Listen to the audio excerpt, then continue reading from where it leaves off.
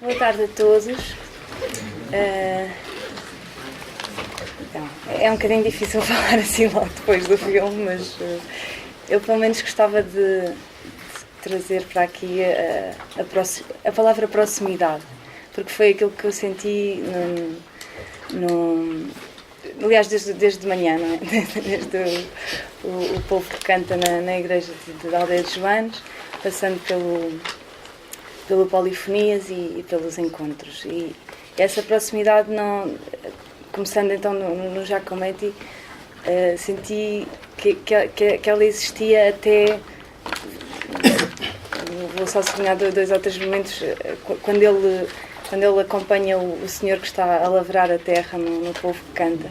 É quase como se ele fosse também um trabalhador, não da terra, mas do som, não é? Daquilo que está a captar. E é nessa perspectiva que ele se aproxima das pessoas, e acho que também é nessa perspectiva que o Pierre consegue este encontro, e mais do que um encontro, uma proximidade. Estarmos, não sei, houve alturas de coro em que quase que me sentia lá também. E só para dizer que estes encontros no fundão, de certa forma vieram, passo a humildade, não é? Desta vontade de fazer encontrar pessoas. Aliás, o Pierre foi apresentar o filme à Guarda, nessas alturas, enquanto estavam na Guarda. Não eram encontros, chamava-se Olhar sobre o Mundo Rural. E foi um bocadinho a partir dessa sessão que se começou a chamar encontros e que se começou na altura na Guarda. E pronto, eu se calhar passava a palavra à Virgínia, em primeiro lugar. As senhoras primeiro. Não, a Virgínia é camponesa. Precisamente. Que acho que... Como é que eu posso falar assim? Sinto-me aqui tão pequenina, tão pequenina, tão pequenina. Eu cresci com um sonho. Estudar. Não pude. Meu pai não pôde estudar e eu aos 11 anos já andava trabalhando no campo. Também nasci em Piro Guarda, uma aldeia de poetas populares que está a morrer, mas naquele tempo tinha tudo. Até tinha um grupo de teatro amador feito por homens que se vestiam de mulheres quando o caso exigia. Até se exigia. E eu lembro-me de ir ao teatro e depois havia aqueles monólogos que faziam em verso e eu, criancinha, ali no colo da minha avó, fascinavam-me as palavras. E quando estava sozinha em casa, lembro-me que tirava uma toalha do lavatório da minha avó, punha e inventava as minhas palavras. Eu era pequena. Eu acho que daí é que nasceu, de tudo isso é que nasceu a minha poesia. Sobre estes encontros, tive a sorte de conhecer muito bem o Sr. Michel Giacometti, o primeiro o Sr. António Reis, depois o José Mário Branco, que tinha 19 anos quando o conheci, outros, o Jorge, o Luís Alves, o Alexandre, tantos que também, vamos lá, formaram um bocadinho também a minha alma. E depois veio o Sr. Michel Giacometti, que era uma pessoa incrível. Repito aqui as palavras com que uma vez o defini. E para mim, é as palavras certas. Era um homem de uma grande alma. Sua alma era grande como a planície, bonita como as papoilas, boa e pura como a terra e rica como o trigo. Posto isto, quero agradecer a alegria que tenho de estar aqui, de ver este senhor que vi uma vez, ficou-me na memória e nunca mais o esqueci. Não sou grande peça, mas de ver tantas pessoas, de ver o Pierre, a Teresa, que lhe ganhei muita afeição. Só tenho pena de não estar aqui o meu anjo da guarda, que é o António Cunha. E o Mário, que é daquelas pessoas, cá está, que nos atrai também. A Marta, que ficámos logo, ficou minha neta, olha a primeira vez. E tantas outras pessoas. Eu só quero dizer a todos muito obrigado. Obrigado. E não deixem de fazer estes encontros. Muito bem.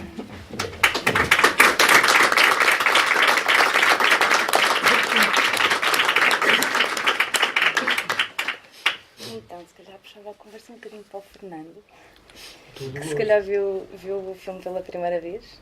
Estes dois Ou filmes vi já tinha e visto? já tive a oportunidade de felicitar o Pierre e que foram muito bons. Mas antes, obviamente, queria agradecer aos organizadores do encontro, ao Mário e à Marta, a possibilidade que me dão de estar aqui e de, estando aqui, estar a celebrar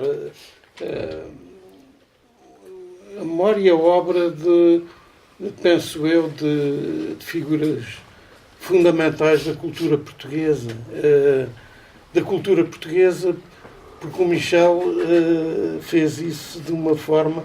Eu acho que Portugal foi também, de uma certa maneira, a pátria dele, e isso fica muito bem visível nos filmes. E se os filmes são importantes, é que se percebe no primeiro, isso é de uma forma muito nítida, a identificação dele com as pessoas. Eu acho que só ele é que podia fazer a recolha etnográfica que fez. Antes dele muitos fizeram, mas eu acho que a do Michel Giacometti que é muito diferente, porque ele era possuidor de tinha coisas naturais, tinha uma humanidade absolutamente fantástica, uma humildade notável. Ele punha, colocava sempre as pessoas importantes eram aquelas que ele estava a ouvir. O instante era esse. Desculpe, mas o instante perdurava. Pois, perdurava e perdurou hoje através da memória. Eu hoje, aliás, quando estava a ver os filmes, acho que foi uma jornada de fundas emoções, porque, no fundo, era um reencontro com muitos amigos. O Giacometti, de uma forma muito especial, eu direi porquê. O António Reis também, porque o António Reis é autor de um filme espantoso, que é uma figura aqui da beira do barco, aquele filme dele, o Jaime. Eu lembro-me desse filme, e tenho documentação disso, desse filme ter sido estreado aqui no Manto de Estreia, no aniversário do jornal, em que estava o António Reis, a Margarida, e estava e ele tem fotografias dele a conversar com os familiares do Jaime, que é uma história absolutamente incrível, porque no fundo ele documentou o percurso era um trabalhador rural que saiu da aldeia, que era o barco, para ser internado num hospital psiquiátrico em Lisboa, e onde ele, ao longo do tempo, com as esferográficas BIC, foi construindo desenhos. E um dos psiquiatras que o tratou, o Tom Medina, penso eu, achou aquilo notável e começou a falar nos desenhos do Jaime. Bom, os desenhos do Jaime transformaram-se, há exemplares dele nos museus dos Estados Unidos, há uma coleção na Gulbenkian e transformaram-se numa coisa excepcional. O António Reis teve também essa sensibilidade. É um documentário fabuloso, porque é o diálogo entre o som do rio a correr sempre e, no fundo, os desenhos do Jaime a pontuarem a biografia. O António Reis. O Manuel António Pina, não pode que não há palavras para definirem o Manuel António Pina, porque é um poeta notável, mas é sobretudo, foi uma pessoa excepcional também. Portanto, eu julgo que havia ali, no seu filme, onde novamente entrou o Michel Giacometti, e se procurava uma relação cultural que já no primeiro existia entre as sonoridades do Alentejo e as da Córsega. Isso era muito, do ponto de vista até da relação do Giacometti, que ele de facto andou por todo o país, mas eu penso que ele tinha uma adoração especial pelo Alentejo, e havia provavelmente esse traço identificador que os unia. Agora, sobre eu tive uma sorte fantástica, porque o Michel, o Giacometti, quando veio fazer aquela recolha que se transformou depois num disco muito raro, porque se publicaram só 300 exemplares, que era revestido por serpilheira, e era de coisas, era uma antologia que ele depois foi fazendo, mas aquela era a antologia da Beira Baixa e da Beira Alta. E o que é que aconteceu? O Michel, o Giacometti, eu era muito novo, claro, ao tempo que isso foi, nos anos 60, em tempo de férias, o Michel Giacometti ficou em casa dos meus pais, uma casa onde eu estava, e estava eu praticamente sozinho, e com eles, com o Michel e Ken Giacometti, que na altura era a mulher dele. E então pude acompanhá-lo, que é uma coisa fantástica, pude acompanhá-lo no 2 cavalos que ele tinha, com o Nagra, ele ia com o Nagra, e fomos aí a vários locais de emblemáticos, a Aldeia de Joanes foi um deles, e também a Aldeia Nova, Souto da Casa, porque havia o Carvalhal, é nosso, os Bombos de Lavacoilhos, quer dizer, sempre podia, eu ia com ele.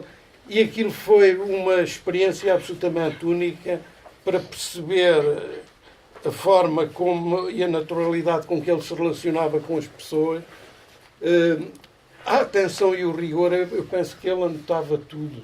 Tinha um caderninho, levava com ele um caderninho, e a primeira coisa que lá estava, eu percebi isso, eram os informantes, as pessoas que lhe davam informações sobre as canções da terra, e depois ele, a partir daí, fazia. E, portanto, isso permitiu-me algumas vivências extraordinárias, que depois, mais tarde, uma pessoa começa a interrogar-se e diz, e pensei várias vezes, que seria, no seu filme aparece também essa interrogação. O José Mário Branco vinca isso de uma forma muito explícita, que seria da música, e eu vou mais longe e diria da memória deste país, se o Michel Giacometti, que era natural da Córsega, não tivesse vindo para Portugal.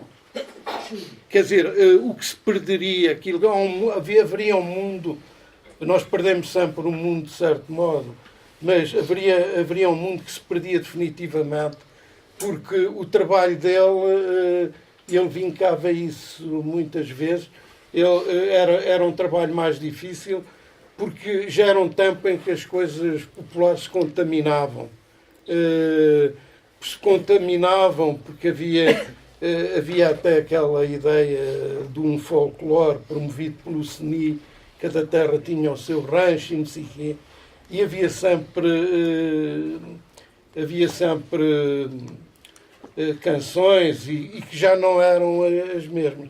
Eu, aliás, lembro-me para falar de outra pessoa que é importante quando falamos no Michel Giacometti, temos que falar dele, que é o Fernando Lopes Graça. O Fernando Lopes Graça escreveu um artigo de página no jornal em 50 e poucos, em que, tendo vindo em 40 e tal ao Paulo a registar o problema e o que eram os penitentes, que tinham uma forma muito mais genuína, apontava várias coisas em que dizia: bom, mas aquilo está-se a transformar num teatro, porque eles, quando fizeram aquilo para mim, não foi na Páscoa, foi eu ia lá e eles, eu já tinha visto em 47 de uma forma genuína e viu depois numa forma em que era de certo modo uma representação, e ele assinalava isso. E, portanto, a Marta deve-me mandar calar, porque eu sou um bocado indisciplinado nisto. Porque as palavras são... Eu só queria ler duas coisas. Uma é uma história. A partir do Manuel Rocha, que eu penso que tive a boa ideia de dizer à Marta: o que é isso? Isto quem tem que lá estar é o Manuel Rocha. Que até ter amigos do que fazer qualquer coisa.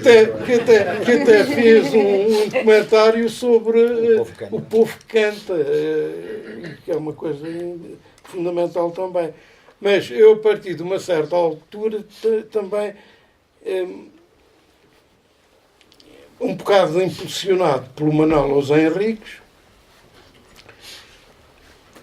vi e contactei com a senhora pessoalmente. A tia Catarina Chitas é uma figura notável da cultura portuguesa. Eu fui muitas vezes lá, a Penha Garcia, e até acontecia uma coisa muito interessante, porque ela andava a guardar as cabras lá num sítio que se chama Cobra Pintada. Aquilo tinha logo um ar assim fantástico. E a Catarina Chitas, eu gostava de falar com ela e perguntava-lhe: então, mas diga lá, como é que aprendeu a tocar a duf? E ela dizia-me: eu aprendi a tocar a duf na barriga. E eu fiquei: mas na barriga? Pô, na barriga, porque nós trazíamos um aventalzinho, eu não tinha dinheiro para ter a duf, e nós fazíamos o batimento na barriga e tal. Eu achei aquilo com muita piada. E depois perguntei-lhe: então, e esse salário? Então, e como é que foi o seu encontro com o Michel Giacometti? Ela, quando se passou isto, já ela era uma senhora, continuava a trabalhar, a fazer mil e uma tarefas, que ela desde bodeira aprendeu a ler muito tarde, também escrevia canções, e portanto tinha a sabedoria toda da música para tocar o adufo. E ela disse-me: eu anotei aquilo e escrevi isto em 91. E depois foi assim, eu digo para não estar aqui. Um dia, já lá vão quase 30 anos, alguém lhe bateu à porta, à Catarina Chita, para ouvir cantar e tocar adufo. Michel Giacometti, no seu peregrinar etnomusical, registou a sua voz numa belíssima canção que Fernando Lopes Graça singulariza na antologia da música regional portuguesa. Eu penso que é aquela cantiga da ceifa. Catarina Chitas tinha então 50 anos. Ela lembra esse tempo quando um senhor de barbas e com falar meio estrangeirado veio ouvir a sua arte cantar, esse saber antigo expresso num fio de voz que é a síntese de uma cultura intemporal. Ela, a dizer: um dia apareceu cá um senhor e perguntou quem era a Catarina Chitas. O senhor padre disse-me: Chitas, este senhor traz aqui o seu nome. Eram 11 horas quando cá apareceu e disse-me: senhora Catarina, venho cá para gravar. E eu: então vosso Messê agora é que aparece. Agora onde é que eu vou reunir os outros? E ele: não, canta a senhora Catarina sozinha. O homem, eu acho isto muito curioso, como ela disse. O homem sentou-se então ali, cheio de frio. Quando de cá abalou, eram 3 horas da manhã. Estava tão arreganhadinho, mas ele nunca dali abalava, as canções nunca mais acabavam. Eu achei esta descrição muito interessante. Porque ao tempo que isto foi, o Michel tinha aquele ar muito dele. Não era pessoa de dar nas vistas, era muito sóbrio, mas era um estrangeiro que aparecia numa aldeia portuguesa e foi lá. Ele disse: vou ouvir a Catarina Chitas, que aliás o Lopes Graça já tinha referido, e ele vai ao padre da freguesia para a levar à casa dela às 11 da noite. Portanto, ali tiveram. Mas sobre esta coisa de andar com o Michel, e porque a Marta falou aqui naquela coisa do ganhão, dos bois, dele. Pronto, eu escrevi também, de vez em quando escrevia sobre ele, até porque são coisas, como o Manuel Pina disse no filme, a memória. E eu, quando estava a ver aquilo, quando estava a ver o seu filme, e a ver pessoas que nós com quem convivemos, com quem tivemos a sorte de estar, e por exemplo, o Manuel Pina era um querido amigo, muito especial, como o Michel, mas o Michel eu era muito novo, e com o Miguel Pina já é uma relação de camaradagem, e portanto as coisas, os olhares são muito diferentes. Mas eu, quando estava a ver, estava-me a lembrar que, como é verdadeira uma coisa que o Lorca disse. Ele disse sobre a fotografia, mas eu acho que quando as coisas aparecem no cinema ainda é mais fundo isso, porque ele disse um dia que definiu a fotografia como que criava em nós a ilusão da eternidade. Nós víamos um rosto antigo e, portanto, havia ali um tempo que voltava ao nosso encontro. E eu, quando estava aqui a ver as coisas, a ver os seus documentários, os seus filmes, eu pensava para mim, de facto isto cria a ilusão de eternidade. Porque eu estava a ver as mãos do Michel Giacometti, a sua atenção em relação ao registro que estava a fazer. Aquele cigarro, ele tinha os dedos amarelecidos, muito amarelecidos, que é uma imagem que eu nunca mais esqueci. E estava a ver aquelas imagens das mãos como se estivessem a ampará-lo na atenção que devia ter às coisas, com o cigarro imóvel, e eu digo: olha, parece que está a falar connosco. Ou por outra, a imagem parece que é um espelho em que nós nos estamos a rever, como se o espectador momentaneamente se pudesse apropriar daquilo para voltar a um tempo antigo. E, portanto, isso também foi um traço que eu sublinhei muito dos seus filmes. Mas eu escrevi aqui, vamos já calar, senão... só vou ler aqui uma parte pequenina em que falo nisso. Era verão, seria que tenho nos olhos a memória da memória muito calor, sol e céu azul. E muitas vezes o acompanhei ao Michel Giacometti nessas andanças à procura de uma música que pertencia à substância do tempo. Saíamos do fundão no seu 2 cavalos vermelho, ele munido do pesado Nagra, que punha a tiracolo, e de um caderninho onde anotava tudo, e estou a vê-lo outra vez, recortado na sombra da paisagem rural. Um homem que caminha ao lado de um ganhão, que, curvado sobre a rabiça do arado, guia a junta de bois a abrir regos lavrando a terra. A extensão do seu corpo é um microfone que registra o diálogo do homem com os bois, a relação telúrica com o trabalho de paciência que a terra exige. São precárias sílabas que às vezes parecem canto dolente. Essa imagem misturas com outras em Aldeia de Joanes, Aldeia Nova, no Paúl, no Souta Casa ou no Carvalhal. De quem é o Carvalhal? Este corso que um dia se fixou neste país solar, sentava-se à roda das mulheres e dos homens do povo e falava com eles como se estivesse a falar com depositários de uma memória essencial. Gente fantástica, grandes produtores de cultura. A fala do seu português carregado de R's parecia reforçar o sentido coloquial que ele punha na relação com as pessoas, que se abriam como se o conhecessem desde sempre.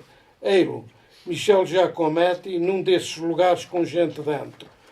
Olhos fundos de respeito face ao deslumbramento de estar perante um património imaterial, como agora se diz.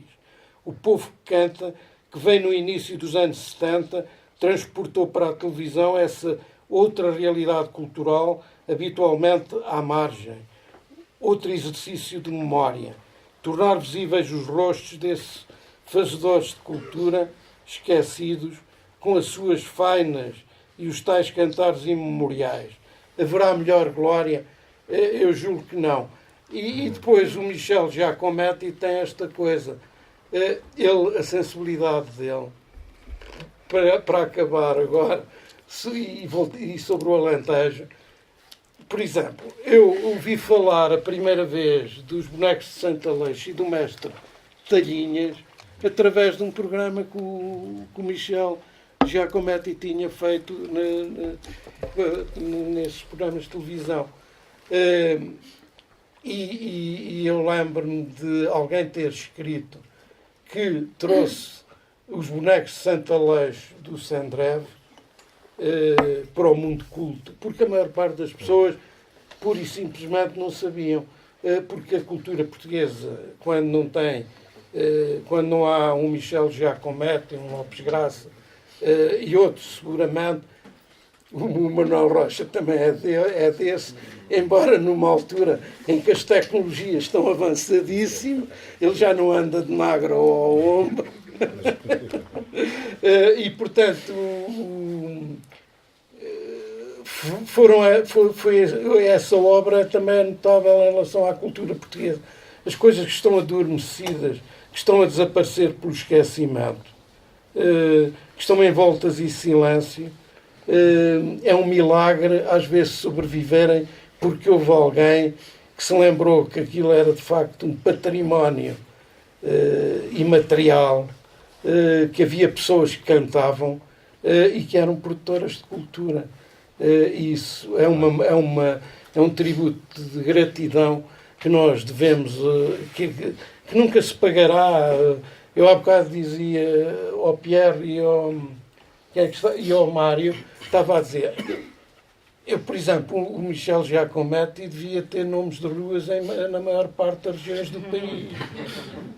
Se calhar começar pelo Fundão e porquê? Porque, de facto, ele se identificou com o povo de uma forma absolutamente notável e teve a sensibilidade de perceber que aquelas coisas eram, de facto, património imaterial, não digo só português, mas da cultura universal. Que, aliás, as instituições internacionais de música reconheceram imediatamente isso. Mesmo para terminar, que é uma qualidade, que era uma qualidade do Michel Giacometti, como era também do Lopes Graça, devo dizer, era o seu despojamento material. Ele vinha, conseguia abrigo em casas de amigos, tinha um padrão de vida muito delimitado e, quer dizer, às vezes ele não tinha dinheiro para encher o depósito de gasolina para ir nas suas navegações pelo território. Muitas das vezes tinha por alimento uma maçã. Pois, tinha, mas é um despojamento que hoje até nos comove, porque, quer dizer, numa sociedade como a de hoje, nós diríamos que é o que se faz, as pessoas sentam-se à volta de uma mesa e dizem, não há condições. Não há condições, isto não se pode fazer. e ele superou isso de uma forma absolutamente notável, tão notável que hoje estamos aqui todos a falar dele, com grande saudade, e com um realizador que já nos criou a ilusão de estarmos à conversa junto dele a ouvir o canto alentejano, porque o filme centrava-se nisso, e poder viver um instante e uma situação dessa. Em 2018 é uma coisa notável. Também agradeço muito ao Pierre. Eu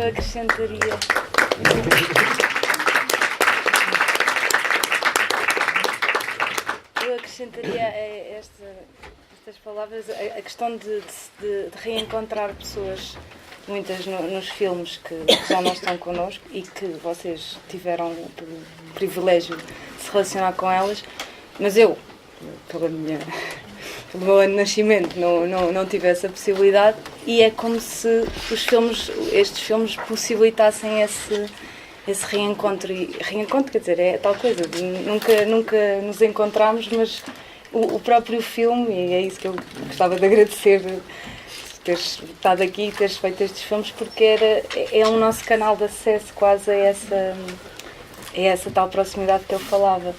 É muito bonita essa dádiva que tu de repente tens num filme e que possibilita as pessoas que não conheceram, não estiveram perto das pessoas, se sintam próximas, e que depois este filme Encontros possibilitou que eu conhecesse a Virgínia, que vos conhecesse a vocês, que estivéssemos hoje aqui. Ou seja, vai-se desmultiplicando, é uma coisa tão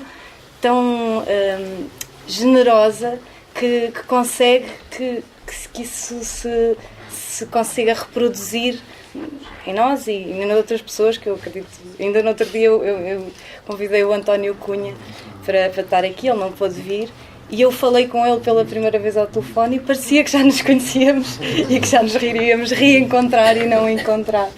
E é essa magia que eu acho que depois também no próprio filme eu gosto muito da parte em que a Virgínia nos encontros está a olhar para o Alentejo, e a imagem a seguir é das montanhas da Córsega, porque parece que de repente não há distância, e isso sente-se não só pela montagem, mas sente-se com as pessoas que existem no filme e que nos dão isso. E então, agora avançando um bocadinho na conversa, como o Fernando disse, nesta história de irmos encontrando as pessoas para estarem aqui hoje, ele sugeriu o Manuel Rocha, e eu achei uma ideia, para além de ter esta ligação com o povo que canta, uma ideia boa, porque é um músico.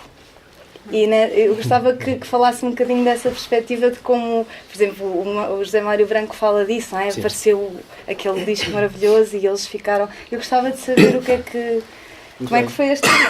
Muito boa tarde a todos. Muito obrigado pela vossa presença desde logo. Estão aqui a aturar-me, não é? Também a mim.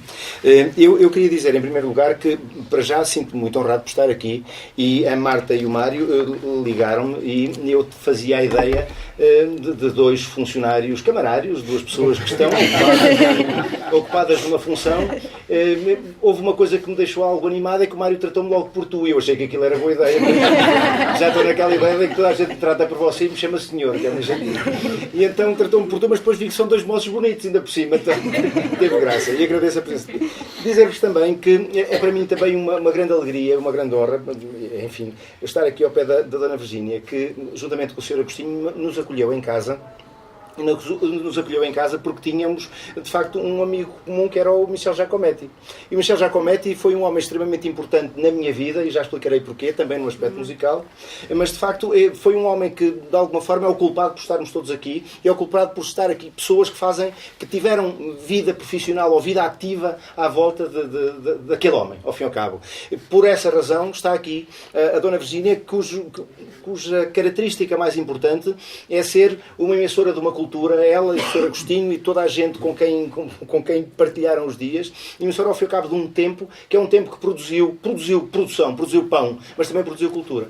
E, portanto, essa circunstância não é menos importante para o Giacometti o facto de terem produzido pão e terem produzido cultura. Ele não era um pescador de canções, ele era, de facto, um interventor de humanidades. E também já falei disso de forma mais certa. O Pierre, eu conheço dos filmes dele, não é? Agora é que estou a ver o rapaz que é, mas não fotografei. Tinha aqui uma fotografia bem apessoada, mais lindo do que ele é, na realidade. Pronto, que na fotografia nós vamos tiraram-lhe uns anos e pronto, e estes são os malandros. Mas, de facto, aquilo que o Pierre fez, na minha ideia dos filmes dele, porque os filmes já não são jovens, já têm algum tempo, pelo menos o primeiro, eu já o vi há muito tempo. E, portanto, aquela circunstância dele colocar em justaposição dois mundos, o mundo português e o mundo da Córsega, não é tolo, por um lado, porque estamos a falar de um homem que é corso e é português. E, por outro lado, porque, de facto, existe nos povos todos do mundo uma mesma matriz. E, no facto da Córsega, em Portugal, ainda existe, ainda por cima, uma coisa mais engraçada, que é a matriz polifónica. Em Espanha isso não é tão óbvio, não é? O Giacometti falava disso. Mas em Portugal é óbvio. Isto é, esta matriz polifónica faz com que aqueles dois povos sejam, de facto, povos afins. Eu fui com a minha família à Córsega, passar férias, há uns 3 ou 4 anos, ou 5, não me lembro. Mas fomos à Córsega, naquelas coisas sem marcar nada, alugámos um carro e fomos pelo mundo afora. E às tantas estávamos numa casa do Airbnb, não é? E a senhora da casa que era uma casa em Urto, que aliás, nós fomos ver ao mapa, olha, esta casa está perto da costa, portanto era assim um bocadinho no mapa da costa. Não tínhamos contado é que aquilo tinha montanhas para cima e para baixo. Portanto, ela realmente, em linha reta, estava assim da costa. E, portanto, mas isso foi engraçado porque ela disse, olha, vocês estão aqui amanhã, às 6 da manhã, vão passar peregrinos para as montanhas. E vocês podem acompanhar que lá em cima aquilo é engraçado. Um tipo de férias às 6 da manhã acordar não é lindo. Mas foi o que nós fizemos. Começámos às 7 e fomos para ali acima. E lá em cima, numa peregrinação, tudo a pé, não é? Ao São Mateu. Aliás, percebemos depois porque é que se tinha que sair às 6 da manhã. Porque às 8 da manhã já não se podia andar ao sol, não é? Portanto, fomos lá acima. E de repente, no meio daquela celebração toda, meio hippie, meio religiosa, meio cristã, meio hippie, uma coisa assim meio esquisita, e para além de haver um conjunto de peregrinos que pegaram nas metralhadoras e começaram a disparar para o ar, não é? Foi a parte interessante, bélica e pacífica. Para além disso, de repente, no meio do nada, com um padre que era asiático, não é? E era o único, isto é, nesta sociedade de classe, ele era o único privilegiado, foi de burro até lá acima, não é? Todos nós a amargar a pé e ele de burro. Chegamos lá acima e, de repente, no meio da missa, soa um conjunto de vozes polifónicas no meio dos montes, que aquilo é uma coisa de tremer mesmo. Isto é, de facto, não havia ali organização nenhuma. O que havia era uma pujança que tu mostras no filme. De facto, e que há, de facto, essa pujança, esses três que cantam para parecer uma montanha, não é? De facto, havia mais do que 3, uns 4 ou 5. Há sempre uma lupa não organizada, há sempre um que canta mal e que se junta também gosta. Portanto, tinha todos os ingredientes de uma coisa catastroficamente bela. E, portanto, de facto, isso é uma... Por outro lado, e passando, eu estou a fazer a apresentação do painel, como já viram, não é? Paulo Louro é nome que existe na minha casa desde sempre. O meu pai era da oposição democrática e o Jornal de Fundão era obrigatório.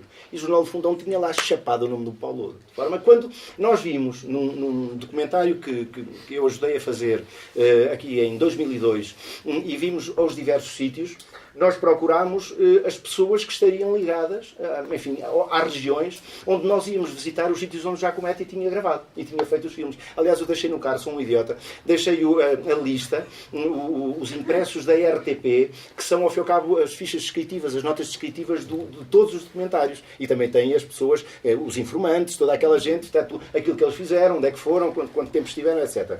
E, portanto, de facto, Paulo Louro era um nome essencial. E quando nós vimos aqui, quem é que nos vai guiar? Um tipo que se chamava Paulo Louro, que era este, que era muito mais novo do que aquele que eu lá conhecia de casa, do nome do jornal. E, portanto, e que tinha, ao fim e ao cabo, e que tem para mim a importância, bem, da amizade agora, mas na altura tinha a importância daquilo que é o jornalismo enquanto atividade de desenterrar coisas que são importantes. Ainda por cima, numa circunstância que é a circunstância do fascismo, em que desenterrar coisas podia significar o enterramento do próprio que desenterrava, não é? Muito simpático, não é? Mas de facto, e portanto eu agradeço ao Fernando ter-nos posto em contacto com tudo isso. E com esta vida aqui. Portanto, apresentados os rapazes que aqui estão, vou dizer-vos que de facto o meu contacto com o Michel Giacometti foi um contacto inicialmente sonhado apenas. Eu, como toda a gente que tem 12 anos, que era a idade que eu tinha no 25 de Abril, eu conhecia as canções do Lopes Graça. E havia lá um conjunto de canções que eram canções regionais portuguesas, não é? Que ele tinha harmonizado. E, portanto, essa é a primeira altura em que eu conheço o nome de Michel Giacometti. E mais tarde, já com 14 anos, há um grupo na minha cidade, que é a Brigada Vítor Jara, que cantava canções esquisitas. Isto é, eu lembro-me, eu vinha a falar com a minha moça sobre isso, fui ver um espetáculo da Brigada Vítor Jara, que, enfim, um ano atrás cantava apenas canções revolucionárias, daquelas mesmo revolucionárias a sério, e de repente eles fazem um espetáculo no Inatel de Coimbra, na altura ainda era a FNAT, acho eu, e fazem um espetáculo com canções regionais portuguesas, coisas do outro mundo, que a gente não conhecia de parte nenhuma, coisas esquisitíssimas, umas melodias tão bizarras que pareciam estrangeiras, digamos assim. Não é? E de facto o próprio Giacometti mais tarde diz isso, que o bizarro deste povo é não conhecer a sua própria memória, não conhecer o seu próprio som, a sua própria sonoridade. E de facto essa é uma bizarria que nós devemos, como tu disseste muito bem, ao Estado Novo, ao fascismo e à política de espírito que o António Ferro semeou, e a quem o Salazar deu alguma, e criou de facto o rancho. De tal forma os criou que temos ali a aldeia mais portuguesa e em Pero Guarda a aldeia mais alentejana de Portugal. Não é? A segunda mais portuguesa. É a segunda mais portuguesa. E portanto criou estas. Mas sendo, no entanto, para nós que aqui estamos, a primeira mais portuguesa, que até tem um homem fundamental, um português fundamental, que é Michel Giacometti, enterrado no seu solo. Ora bem, e portanto, quando eu vejo essa Brigada Vítor Jara, eu pela primeira vez conheci o nome de Michel Giacometti, como deve ser, digamos assim. Eu depois entrei para a Brigada Vítor Jara, passado um ano, tinha 15 anos, e enfim, pouco juízo, mas lá fui tocar e eles precisavam de um tipo para tocar uma música, que era o Pezinho da Vila, e eu era o único da minha rua que tocava violino e tive sorte. Portanto, eu precisava de um violino e calhou-me a mim. Eu conheci bem o Michel Giacometti, por causa da Brigada Vítor Jara, porque nós de vez em quando íamos lá à casa dele. Íamos lá à casa dele, na Rua dos Navegadores, não era? Ou os Navegantes, na Rua dos Navegantes. Essa casa já não existe, não é? Já não existe, já foi demolida. Mas era uma casa muito engraçada, começava por ter uma estatueta à entrada, uma estatueta de granito que ele tinha trazido de Trás-os-Montes, se não me engano. E portanto, eu conheci-o, mas agora vocês imaginem o que é um miúdo de 15 anos, ou 16 anos, entrar na casa de um tipo que é um ídolo, que é um herói, não é? Que é o máximo. E ainda por cima o tipo ser de facto um herói e ser o máximo. É que eu acho que o Giacometti tem aquela característica que tem, por exemplo, também o Che Guevara. É um gajo bom e é um gajo lindo, que é engraçado. Isso para os miúdos tem uma importância brutal, não é? Nós vemos um homem com um traço, e eu até lhe disse, o senhor depois passei a tratá-lo por tu, que ele disse-me que aqui não há senhores, portanto é por tu, e passei a tratá-lo por tu, e disse-lhe que ele falava, eu tinha um vizinho francês, eu dizia-lhe que o senhor fala francês, mas não fala como os franceses, que eu tenho um vizinho francês. E ele dizia que era o único francês que tinha sotaque de Trás-os-Montes. Graça que ele dizia. Eu achava graça aquilo. E depois havia coisas engraçadas, porque ele era um homem que, à mesa, isto é, era o tal humanista que sabia ouvir, não é? Mas a gente queria, e isso foi uma vez, a Dona Virgínia disse-nos isso, ele tinha uma grande qualidade, ele sabia ouvir. E no filme também diz isso, ele sabia ouvir, de facto. E essa circunstância de saber ouvir é uma coisa fantástica num homem que, ao fim e ao cabo, tem muito para dizer. Nós não íamos lá para ele nos ouvir, nós não tínhamos nada para dizer, nós íamos lá para ouvirmos. E isso teve graça na minha vida, porque eu, de facto, não lhe disse nunca nada, tinha 15 anos, tinha pouco para dizer, e agora também, mas na altura, nós ouvíamos falar de quando esteve na Legião Estrangeira, de quando foi à Córsega e o tio lhe deu um fato de bombazino, porque tinha de ser fato de bombazino, e lhe deu a canhota para ele levar. E ele disse, canhota, eu nunca mexi numa arma. Aqui não há homens sem armas. Então ele lá teve que levar, não sabia bem como é que havia de pôr aquilo, se para cima, para baixo. E eu contava a dizer, da vez que, quando esteve nas ruas de Paris, e de repente, ao pé dele, a ver uma montra, aparece uma raposa, não é? E ele passou a domesticar também a raposa, uma raposa domesticada, foi expulsa de casa de alguém. Eram estas histórias engraçadas, em que ele ia contando, mas depois contava as outras histórias, de facto, as histórias da vida sofrida que ele tinha. Na altura ele vivia com uma moça que mais tarde eu vinha encontrar quando estávamos a fazer o documentário sobre o povo que canta, acabámos por encontrá-la no Minho, em Moledo do Minho, e fomos fazer-lhe uma entrevista, a falar com ela, e ela chorava copiosamente do seu desgosto, por um lado, do ter perdido, que era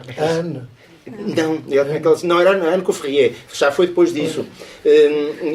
Eu esqueci-me do nome dela, como é que ela se chamava? Não era Teresa. Não era Teresa também. Aliás, estamos a dizer.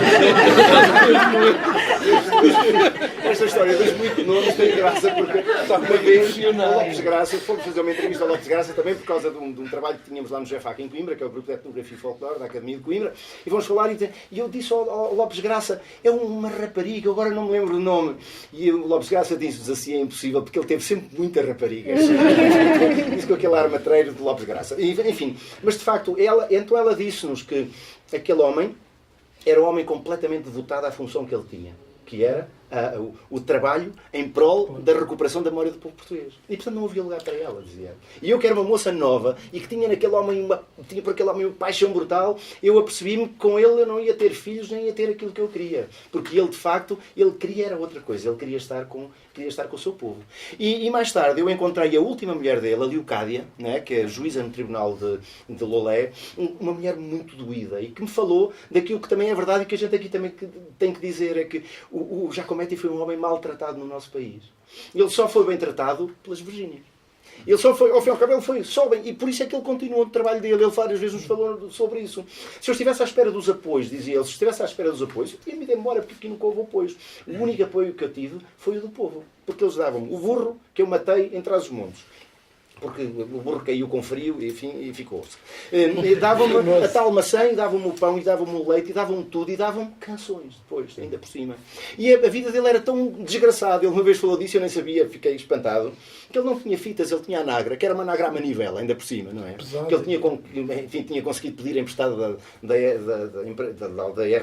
RDP na altura, e portanto, da emissora nacional na altura, e portanto tinha a nagra, mas ele não tinha fitas para aquilo tudo. O que ele fazia então, e dizia ele, espero que bem, era ir ouvir as fitas todas no final da sessão de gravação, porque ele não interrompia ninguém. Não dizia, não, essa não, agora vem a outra, como agora fazem. Não, essa não, agora a outra, essa não presta. Ele ouvia tudo, ia para casa, ouvia tudo outra vez e desgravava aquilo que ele considerava que não era tão interessante e tão significativo para o trabalho que ele queria fazer. E, portanto, ele viveu a vida toda com a mesma fita, basicamente. Toda a vida gravou a mesma fita e depois passava aquilo de outra fita. E, portanto, esta era a vida dele. Mas era um homem, de facto, e vou-me calar também, que eu sou da equipe daquele rapaz, que nunca mais acaba. Mas trouxe a minha moça, que normalmente diz-me assim quando é para calar, já está quase a dizer. De facto, o que é importante, nós quando fizemos este documentário sobre o Michel Giacometti, nós fomos aos sítios onde ele existia. O António Cunha disse-nos uma coisa muito engraçada. Sabe que o Michel Giacometti tinha uma forma muito engraçada de trabalhar.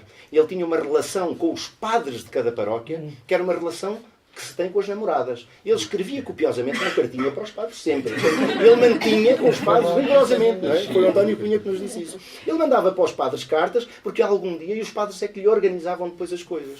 E, portanto, ele ia visitando os sítios, uma, duas... Como? O Sr. Padrão podia. Mandou também carta, não mandou? Pois, mandava. Ele mandava sempre carta para os padres, porque, de facto, ele percebia que no meio daquele tempo do fascismo português, se ele não tinha relação com aqueles que tinham a confiança das pessoas, ele não tinha relação com nada. E, portanto, ele precisava de garantir esse laço de confiança. Ele era um homem fiel, era um homem muito fiel. Portanto, mas não foi... E quando nós andámos a fazer este documentário, nós reparámos que ele tinha uma grande antipatia por parte da comunidade académica. Aquilo não ligava rigorosamente. Mas os académicos não o gramavam por nada. E se calhar ainda não gramam. E continuam a gramar, o que é uma sorte para todos nós. E, portanto, mas havia uma coisa que ele tinha, é que ele não fazia nada sozinho. Ele fazia sempre em conjunto com... E por isso mesmo, ele tem a Aliette Galhós a tratar-lhe das questões dos textos. Ele tem o Lopes Graça a tratar-lhe das questões da música. Ele tem, de facto, ele vai ter com o Tropa para fazer O Povo Canta. Portanto, ele vai ter com um conjunto de pessoas que ele sabe que sabem sobre certos aspectos muito mais do que ele, e ele vai pôr a sua capacidade de intervenção no povo, não é? No seu povo, essa capacidade ao serviço de uma coisa para a qual ele vai buscar outros. Isso é muito engraçado no Michel Giacometti, é que ele não é um cavaleiro andante. Ou sim, ele é um cavaleiro andante que tem sempre um Sancho Pança, mas que trata bem, porque o Sancho Pança em condição é ele é que é o desgraçado. Neste caso inverte o Sancho Pança. Mas, de facto, e isto é muito importante, porque nós, quando nós fizemos, nesta série de documentários que fizemos, que foram 6 episódios, nós fizemos um episódio biográfico. E quando fomos bater às portas todas, até ao museu que guarda o seu espólio, fomos bater às portas para nos ajudarem, fecharam-nos as portas todas. E então nós dissemos, ótimo, já temos aqui o testemunho desta senhora. Temos o testemunho de outras pessoas, da Adélia Garcia, que disseram que o Michel era um homem fantástico, mostraram-nos as coisas que tinham com ele. Portanto, nós vamos fazer um documentário com ele a falar. E foi isso que fizemos. Das poucas coisas que há dele a falar foi da publicação do Círculo de Leitores do Cancioneiro, que foi no Senhor Vinho, e ele convidou-nos para tocar. Nós tivemos sorte. A Círculo de Leitores convidou um grupo que era o Terra a Terra, e o Michel convidou o Brigado Vitor Jara. Lá fomos todos e cantámos as canções e estivemos com ele, e tenho lá um livro autografado, enfim, que já está hiper usado, como ele gostaria que fosse, quase rasgado. E, portanto, de facto, aquele homem tinha criado um conjunto de laços com aqueles que interessavam. Porque os outros tinham fechado todos a porta e não gostavam mesmo dele. Ainda hoje não gostam.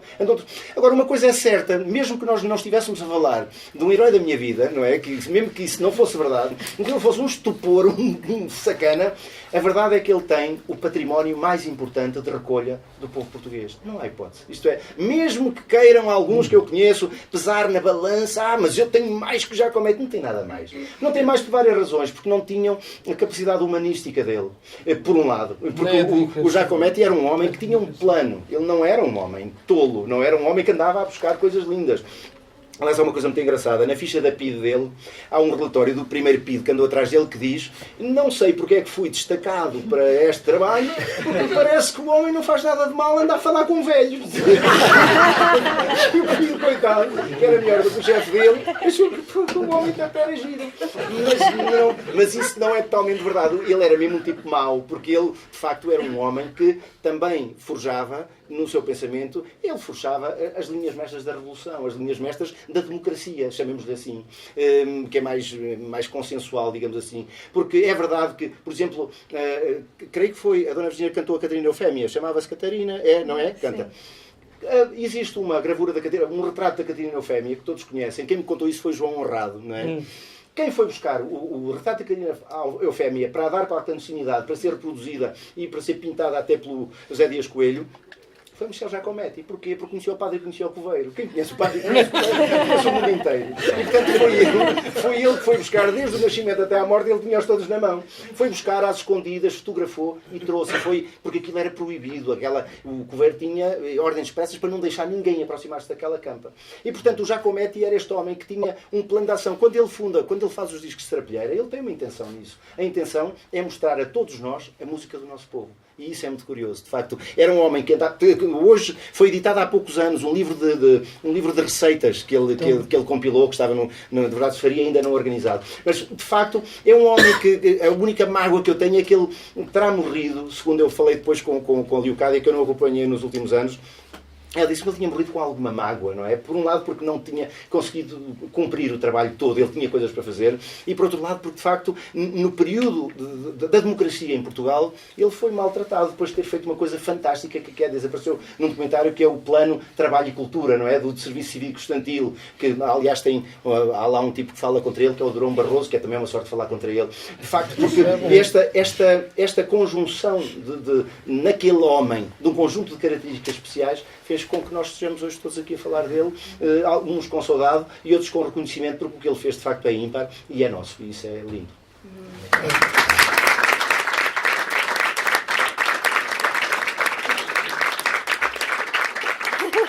Já estava aqui a dizer, não me faças falar a mim, mas eu queria te perguntar duas coisas.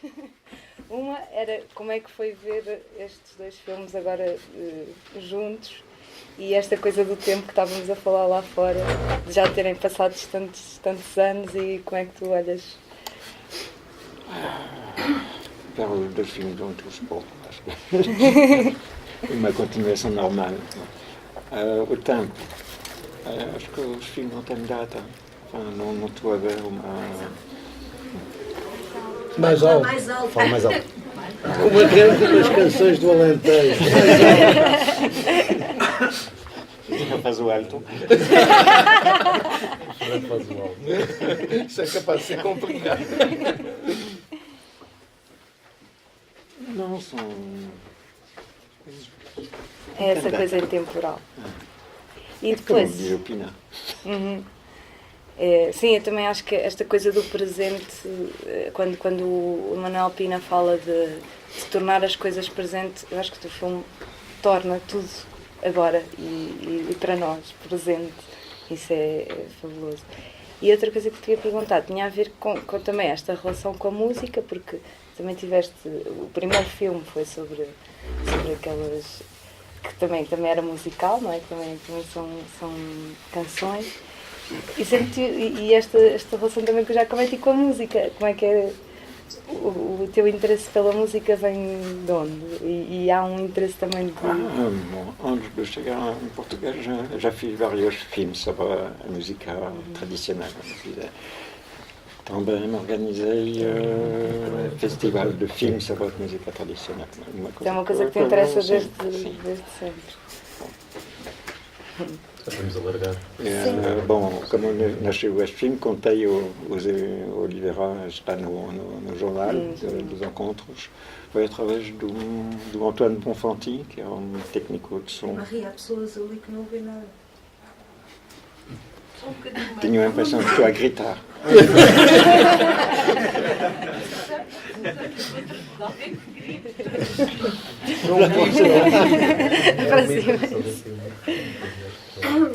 Bom, que era também corso.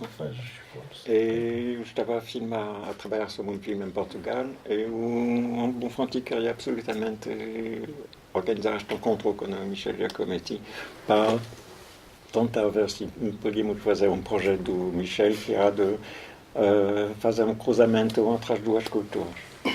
Como contei, quando acabei este trabalho e voltei em Portugal, o Michel acabava de falecer. Então, não foi possível de concretizar este projeto, de avançar com este projeto. Mas a partir daí, quando o Bonfanti estávamos sempre a falar de Michel e deste projeto, tudo isso, até que um momento a falar, dizemos que podíamos tentar de fazer o projeto do Michel, juntar as duas culturas, mas no mesmo tempo fazer uma homenagem ao meu percurso do Michel, não é assim, que nasceu o primeiro. Então, se calhar podemos... Não tive a sorte de conhecer Michel mais que 2 ou 3 encontros para falar do projeto. Então não posso falar da mesma maneira. Mesmo se agora tenho a impressão de ter vivido com o Michel. Bom, isso é outra coisa. Alguém tem algum comentário, pergunta? Sim. Não?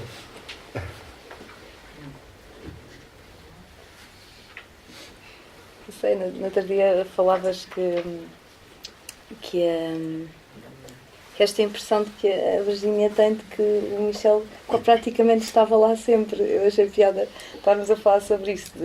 É tão presente a presença, mas ele teve muitas vezes, mas não estava, teve durante muito tempo sem o ver.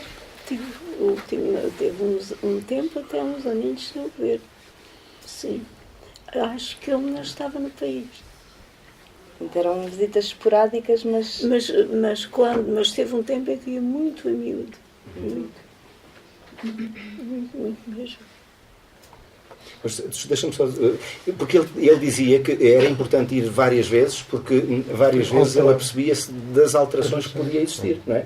E de facto, ele era um etnólogo e, portanto, interessava-lhe ver a alteração dos fenómenos, não é? E, portanto, isso é importante.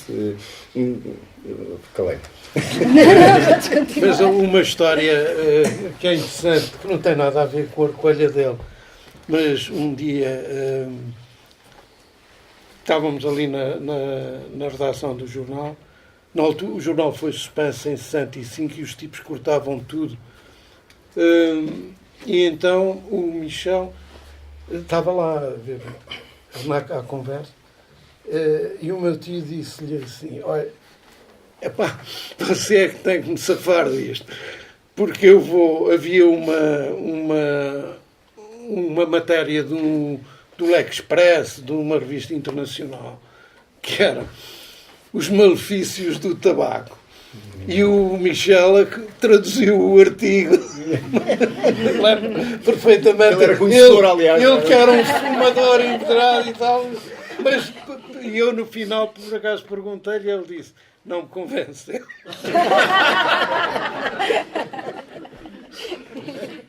Isso é como o Lousa Henriques, que é um lado que lembra, fumava muito, e ele dizia que não é preciso força de vontade para deixar de fumar.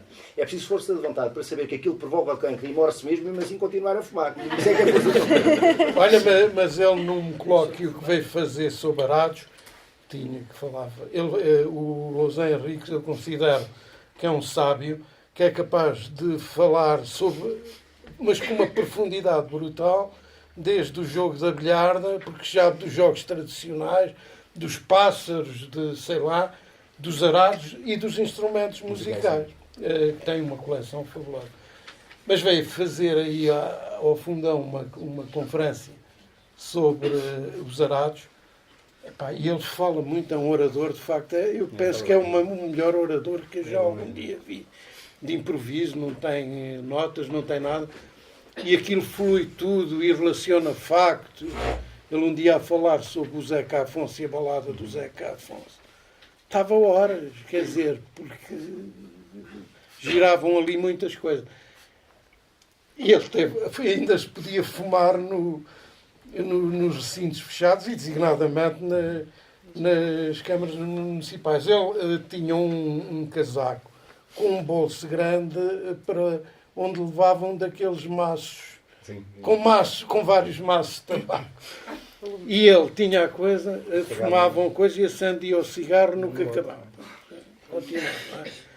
E chegou a um ponto, ele olhou para a coisa e disse: já estou a falar aqui até à altura de fazer um intervalo. E então disse: bom, um intervalo para irmos lá fora fumar um cigarro.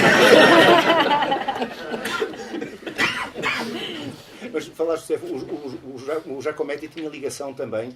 É engraçado porque grande parte daquilo que nós conhecemos hoje, como perguntaste-me sobre músico, grande parte da música que nós conhecemos antes para aqueles que não conheciam os discos de Sarapilheira do Giacometti, era através das canções do Adriano Correia de Oliveira e do José Afonso, sobretudo do José Afonso, de certa forma, cantava. E, portanto, grande parte das canções que ele cantava resultavam também do conhecimento que ele tinha das próprias recolhas do Giacometti. E eles tiveram relação um com o outro. Aliás, uma das vezes que fomos lá à casa, ele queixava-se do José Afonso porque era hipocondríaco, era muito hipocondríaco, não é? Não estava sempre com medo de morrer, não é? E, tanto falava que agora tenho um cancro na garganta e agora tenho não sei o que. Ele ria-se. Ele tinha, de facto, um conhecimento. O Giacometti tinha relação de facto, com a intelectualidade. Ele conta uma história engraçada que, a certa altura, levou a Lisboa o contrário daquilo que disse o José Mário Branco, não é? Neste caso, em Lisboa, levou as gravações que ele tinha feito em Trás-os-Montes. E quando... ele conta isso, aliás, ele conta isso em discurso direto numa entrevista qualquer. E quando mostra aquilo às pessoas, as pessoas não gostaram, não é? A intelectualidade não gostou. Porque a ligação que tinha a intelectualidade era, sobretudo, uma ligação com as letras e com uma música, enfim, uma música mais de feição, como é que dizer, contemporânea, do que propriamente com aquilo que era a memória do povo. Porque nós perdemos esse laço. E perdemos esse laço numa altura em que o Giacometti de facto intervém no nosso país. Se ele não tem feito aquelas recolhas que ele fez, nós não conheceríamos muitas das coisas que conhecemos. E fê-las numa condição, o Tropa é que conta isso, algumas vezes em condições em que as coisas já tinham desaparecido. Por exemplo, todos nós conhecemos aquela coisa da cava da manta. Não conhecem, que é com os sachos, que os homens sacham e cavam a manta. Aquilo é para ser feito mais ou menos em fevereiro, mas foi feito em agosto, porque eles só tinham licença para fazer o povo canta naqueles mesitos que podia ser. E, portanto, ele convenceu os homens: amigos, isto tem que ser em agosto, quando a terra não está fofa, quando a terra está mal. Mas se ele não calha ir buscar aquilo naquela altura, ele nunca mais ia buscar aquilo. E, portanto, ele tem a percepção, através do povo que canta, ele tem a percepção de que vai ter que fazer um registro fílmico, um registro cinematográfico, documental, daquilo que é, não documental, daquilo que é as tradições. Por exemplo, vocês vão de reparar que nas coisas que ele faz no Minho, as pessoas já não vão com fato de trabalho, muitas delas já vão com fato de ver a Deus, não é? Não se nota porque é preto e branco, e o preto e branco não mostra a fato de ver a Deus. Mas, de facto, as pessoas já tinham a consciência de que aquilo tinha acabado, e, portanto, elas tinham... Há muitas cerimónias que são feitas propositadamente. E já há 20 anos que não se fazia. Exatamente. A festa das cruzes, luzes, Até há a um ceifa, conjunto. até a ceifa, a malha, as por malhas exemplo, também. Essa Exatamente. aldeia de Joana Aldeia de foi Joana. improvisada. Mas onde ele ainda via as coisas a viver era aqui na terra da Dona Virgínia, era no Alentejo, onde subsistia um canto coletivo, que era um canto importante, não é? Um canto coletivo. Aliás, que é um canto coletivo que tem ele próprio uma história muito interessante, porque o próprio canto vai aproveitando letras ao longo da história e vai-se aproveitando dessas letras e vai criando, digamos, uma crónica atualizada da história de Portugal, não é? E, portanto, essa circunstância, portanto, é no canto que ele vai, que ele se vai refugiar. E, aliás, não sei, mas há uma declaração que tu mostras, que é do Adelino Gomes, não é? Em que é um trabalho que ele faz, de facto, em Pero Guarda, não é? E com o Cara Nova e com aquela gente toda. E, portanto, há de facto, essa ligação sempre às coisas. E estes registros que nós temos do Povo Canta, eu vi-os de fia para ouvido, por dever de ofício, são um registro impressionante, que é dos maiores registros da Europa, segundo me parece, de uma altura em que a nossa história mudou do campo para a indústria, não é? E, portanto, que o campo vai morrendo. Se ele não vai buscar aquilo, pura e simplesmente, aquelas polifonias do Minho, as polifonias de Malhadas, detalhadas, um conjunto muito grande de atividades, ele nunca mais ninguém as iria encontrar, senão, no meu tempo. Não, ele foi buscar àqueles que sabiam fazer. Isso é, de facto, é um recurso importantíssimo para a nossa vida, de facto. E encontramos... desculpa. Não, é só para dizer, é mais uma informação. Encontramos coisas depois que nos ajudam a dar a dimensão dele. Por exemplo, quem for ali ao Museu do Canteiro de Alpedrinha, tem lá uma coisa para ouvir, que é os homens a arrastar uma pedra. Ui, Pedrinha, sim. Que é uma coisa lindíssima. A única coisa que eles dizem é pedra, sim, ui, Pedrinha, ui, penso eu. Ui, Pedrinha. E é muito interessante.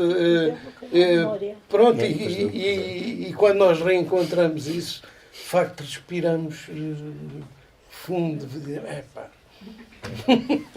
Eu só ia dizer que, em relação ao Porto e Lisboa, quem leva aquelas pessoas e quem o faz encontrar aquelas pessoas todas é o António Reis, não é? O António Reis encontra uma vez um grupo coral no Porto, antes do 25 de Abril, claro, que é muito maltratado. 57. Que é muito maltratado, é assobiado e o António Reis fica muito chocado e vai atrás deles, segue-os e acompanha-os. E depois é ele que vai ter com eles ao Alentejo, na sua motinha, não é? Na sua motinha. Uma lambreta. E ele leva aquelas pessoas todas. Ele leva o Zé Mário Branco, leva a Isabel Alves Costa, o Alexandre Alves Costa, e leva aquele grupo todo. Portanto, todo aquele grupo já está muito sensibilizado, são os amigos da Virgínia, de quem ela fala sempre, o Luís Ferreira Alves também, que é o fotógrafo, aquela gente toda, é esse grupo. Portanto, quando o Zé Mário Branco diz, quando nós ouvimos ficamos com os olhos de fora, é um grupo muito especial e gente ligada à música. Muita gente ligada à música e às artes. Praticamente todos. Por isso não é a mesma coisa, não sei qual foi o grupo que ele encontrou. Pois também não sei. Mas há ali uma abertura de pessoas que vão constantemente ao Alentejo, não é? Que vão ouvir, que vão filmar, que vão gravar, que vão... Até esse editor, que eu agora não me recordo o nome, sim. que escrevemos muito tempo, ele escrevia... Das edições 70, era das edições, como é que se chamava, José? Estava no Générie, preparei para... Não esqueci. Foi ele que arranjou, foi ele que deu ao Pema Soares da Costa. Joaquim Soares da Costa. Joaquim Soares da Costa. Ele escrevemos muito tempo. Foi ele que guardou a gravação do António Reis. A gravação do António Reis. Foi ele que a passou, em 1957.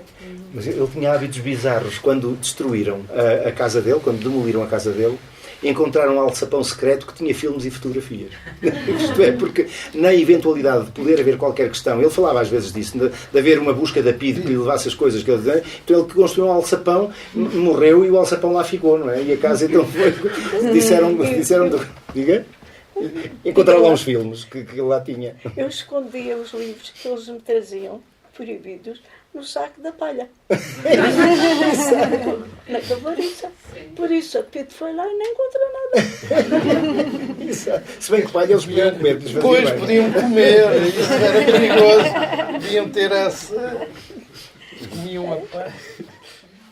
Eu fiquei também impressionada quando vi o povo que canta, porque, nomeadamente este pedaço que a gente selecionou para coisa, há uma altura em que ele diz, e um primeiro crítico disse, tinha a ver com isto do povo se encontrar no canto, e ele a dizer que um primeiro e um segundo, ou seja, e eu apanhei várias coisas assim ao longo dos episódios, dele se atirar mesmo contra algumas coisas que se diziam, desta coisa do folclore, de também estar sempre à procura do antigo e ao invés daquilo. Há, por exemplo, nesta montagem de um canto que ele fala que é proibido pela Igreja, portanto é uma coisa que eles fazem especialmente para aquela ocasião. E também me fazia um bocado de confusão como é que aquilo passou na televisão, daquela maneira. Eu perguntei isso ao Alfredo Tropa e distraíram-se. Não teve mais. Também não sei, distraíram-se. Portanto, porque aquilo é tudo o que não deve ser. De facto, o Michel Giacometti, que era um homem que tinha, enfim, Michel Marie Giacometti, que era um nome esquisito, um francês que vem para Portugal falar com pessoas. E, por outro lado, o Alfredo Tropa, que era um novo realizador, aquilo devia dar para desconfiar, mas não. E o que ele me disse foi isso. Não, eles distraíram-se. Deixaram-nos andar por todo lado. Claro que não era a mesma coisa. Ele dizia, o Tropa também, nós fizemos uma entrevista que está publicada, eles andavam 9 horas de Lisboa até Trás-os-Montes, não é? Era duríssimo. E às vezes tinham que montar as coisas. Portanto, aquilo era de facto um tempo de... E se não fosse haver estas certezas dos padres, eles até escusavam de ir, não é? Porque chegavam lá e vinham para trás. Portanto, havia de facto, quando o povo canta é feito, já há um longo trabalho de campo que está feito e, portanto, que já permite a intervenção no terreno sem riscos, não é? Sem riscos. E, portanto, eles foram sem risco nenhum. Mas o filme é muito bonito, o povo canta é muito engraçado, porque tem aspectos engraçados. Uma senhora lá em cima, em Gimonde, dizia ela, tal, reparou que o filme estava cortado. Ela não sabia que era o Alfredo Tropa, dizia que era o Fialho Gouveia, porque é parecido. Veio cá muitas vezes o Fialho Gouveia e a gente deixámos passar que as ilusões das pessoas são coisas boas, portanto não vale a pena. E ela dizia que as condições técnicas eram complicadíssimas, eles filmavam em película ainda, e portanto houve um problema qualquer, rasgou-se um cabo de uma coisa qualquer e estragou-lhes o filme, portanto eles depois tiveram que repetir, mas como não tinham filme suficiente, colavam uma parte com a outra parte, portanto, aquilo era feito às vezes em tempos diferentes. Mas é um documento único, de facto, aquele documento que não, creio que não está no Povo Canta, não está, que é em Rio de Honor, que é o Conselho, ele filma o Conselho à parte, não é? Que é um documento histórico absolutamente insubstituível, portanto há realmente aqui coisas muito engraçadas, mas tem tudo essa amorosidade que é engraçada, filma aos miúdos, filma às casas, filma às pessoas, portanto há ali um conjunto de elementos. E depois no final diz textos básicos, Michel Giacometti, quando os textos às vezes são incríveis. Os textos são incríveis, são. Uma vez nós, inclusivamente, num disco da Brigada, levámos um texto dele para editar, portanto, e levámos à editora, e o tipo leu o texto em português e disse assim, este texto está em estrangeiro, pá, isto não se percebe nada, porque os textos eram de facto de um português muito preciosista, era um português muito bonito. O Cancioneiro está cheio de textos desses muito, muito interessantes. Ele era um tipo bom, um rapaz. Ele fazia aquilo. Olha, e essas anotações que tu disseste que estão em relação aos documentários do Tropa, e isso deve ter elementos muito interessantes para fazer uma coisa. Tem, o que aquilo tem, porque aquilo dá... Aliás, quando nós fomos para o terreno para fazer nós utilizámos várias fontes, não é? As fontes dos amigos, as fontes também dos padres e as fontes do PCP, portanto, que eram mais ou menos, enfim, onde nós nos apoiávamos, portanto, havia sempre o tipo da cultura de uma aldeia atrás dos montes tem que ser um tipo de esquerda, porque lá não há disso, não é? Porque normalmente o vereador quer ser do urbanismo, como é óbvio. E, portanto, nós colocámos-nos no terreno com isso e, sobretudo, com estes papéis que eram preciosos, porque os papéis tinham o nome das pessoas, não é? E, portanto, eles anotavam muito cuidadosamente o nome de toda a gente que tinha feito qualquer intervenção no filme. Portanto, nós íamos, olha, a senhora tal, já faleceu, olha, era uma miúda, está aí, olha. E nós íamos ter com as pessoas e, portanto, era assim que encontrávamos. E esses textos são muito interessantes. Para além das até fontes. como elementos vivos de uma de uma cultura, Claro, não é? claro. Há ali só o inventário de nomes tem muita graça, só, por si só, não é? Ninguém quer falar ou partilhar a experiência que foi ver. José Lopes, não quer dizer nada? Está aqui um desculpa, mas eu tive que me retirar depois de ter a ver polifonias dos encontros, tive que me retirar porque só dormi 6h30, estive ali num café lá, portanto, vale a verdade, tenho que confessar essa coisa, mas isto não é desinteresse, estava-me a sentir um pouco cansado, mas para mim estas coisas são, digamos, é tão natural como se fosse ser, porque eu tive a felicidade de integrar uma equipa jovens, a doutora Evelino Borges Garcia, que era um fellow de Oxford, foi amigo de todos do Luís Sinati e aluno do professor Jorge Dias e dessa gente que formou o Museu Nacional de Etnologia, portanto eu sou mais que suspeito, sou um alvo a bater um dia que isto vira ao contrário e portanto estas coisas para mim são, e eu queria dar os parabéns à organização dos encontros, à minha amiga Marta Ramos, ao meu amigo Vasco Alves, que em boa hora se lembraram de recuperar esta coisa, há bocadinho que eu estava a falar disso, quer dizer, uma coisa é falar de memória, outra coisa é ser passadista. São coisas completamente diferentes. A memória é uma coisa do presente, como também nos recordou o Manuel António Pina no belíssimo encontro do amigo Pierre Marie Coulet, que é sempre um prazer, e ouvir a voz daquele saudoso, nostálgico António Reis, em 57, é uma coisa que para mim faz-me chorar, não é? Mas pronto, mas como se diz no Alentejo, quanto mais choras, menos mijas. Mas há realmente, mas eu tenho uma reflexão a fazer, já agora partilho convosco, que é, eu acho que, e contra mim falo, estamos a perder a capacidade de escuta, de ouvir o outro. Pode ser um poema da Virgínia Dias, pode ser alguma coisa que nos é contada, porque estamos mergulhados no ruído cosmopolita, urbano, etc. Então, estamos a perder, eu acho, e não é só uma percepção, eu acho que eu sinto isso em mim, que é, estou a perder essa capacidade de escuta que nós aprendemos nos idos de 70, com gravadores de cassetes, Philips, não é?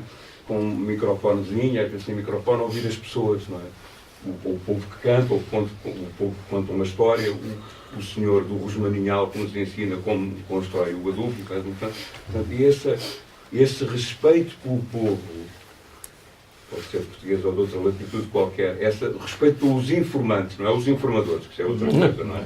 Os informantes, as pessoas, o nome das pessoas, a idade das pessoas, o trabalho das pessoas, e sobretudo um país que se foi descobrindo nos anos logo a seguir ao 25 de Abril, porque era um país que era considerado, ou seja, quem andava a recolher as etnografias achavam que nós éramos malucos que andávamos a recolher, a contribuir para o atraso de Portugal.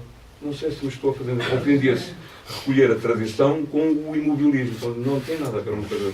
E o Michel Giacometti, entre outros, mas realmente Michel Giacometti e Fernando Lopes Graça dão-nos essa coisa, essa matriz, essa fonte interessantíssima que está lá da recolha, até hoje ainda a melhor recolha da música regional portuguesa, com os famosos discos vinis embrulhados em serapilheira, não é? E pronto, estas coisas são, eu tenho pena, eu faço um voto, eu gostava muito que estas coisas fossem faladas nas escolas, mas é na escola primária, na escola secundária, e não só nos cursos de antropologia social, que eu acho que é importantíssima esta identificação. E estes encontros realmente é um privilégio ter aqui alguém que é história viva, que é a querida Virgínia Dias, que é uma... não tenho palavras para...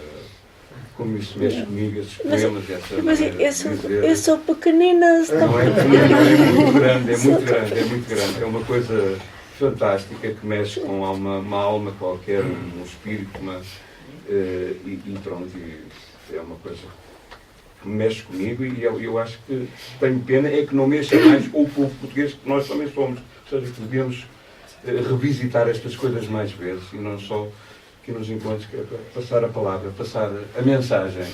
Bem-ajam. Muito obrigado. Não, queria só partilhar que eu não conheço a obra toda do Giacometti, ou o reconhecimento que lhe foi ou não foi feito, mas há aqui uma parte que eu acho que está por revelar, que é a parte de fotógrafo dele, não é? Que ele também fazia imensas fotografias e o contacto mais próximo que eu tive a sorte de trabalhar num projeto da Casa do Bom da Nova Colhos, aqui há uns anos, por causa da Associação Pinos Verde, que recuperou essa casa. e fui com o Miguel Rainha, que é produtor cultural aqui da Câmara do Fundão, fui ao Museu Verdades Faria, onde eles tinham um espólio das fotografias do Michel Giacometti, e talvez aquelas encontradas no tal alçapão, porque muitas delas estavam já comidas, estragadas. E eu lembro-me de levava a missão de encontrar no meio daquelas fotografias sobre os bombos, e ter perdido ou ter ganho um dia inteiro fascinado com a intimidade com que aquelas fotografias revelavam. Ele tinha uma série de fotografias só de caras, de pessoas do campo, e o que me fascinou, eu depois tive de lá voltar para me perguntar, então trouxeste? Eu não trouxe nada,